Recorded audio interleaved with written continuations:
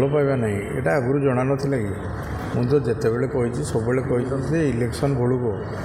BJP ଆମର BJD Congress ମେଣ୍ଟ ନଥିବ କାରଣ ତାଙ୍କର ମେଣ୍ଟଟା ହେଲା ଅସାଧୁ ମେଣ୍ଟ ସ୍ୱାର୍ଥ ପାଇଁ ସେମାନେ ମେଣ୍ଟ କରିଛନ୍ତି ଉଭୟ ପରସ୍ପର ସାଙ୍ଗେ ଲଢ଼େଇ ଲଢ଼ିକିରି ଆସିଲେ ଏବଂ ନିର୍ବାଚନ ରାଜ୍ୟସଭା ପାଇଁ ମେଣ୍ଟ କରିଛନ୍ତି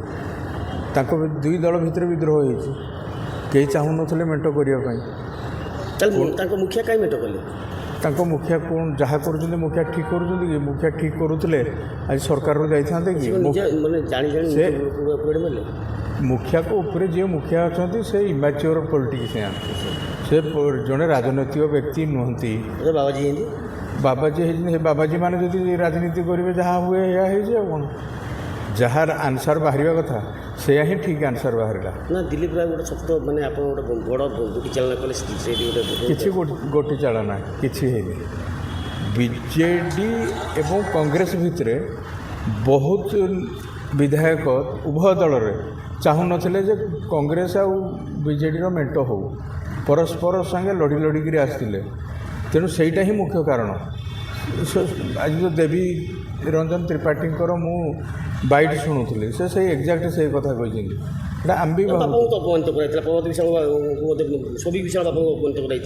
ବାପାମାନଙ୍କୁ ଅପମାନିତ କରିକିରି ପୁଅମାନଙ୍କୁ ସେଇ ଯେଉଁ ଚାଲ କରିଛନ୍ତି ବାପାମାନଙ୍କୁ ବାହାର କରିକିରି ବସେଇଦେବେ ଏଇଟା କାମ କରିବନି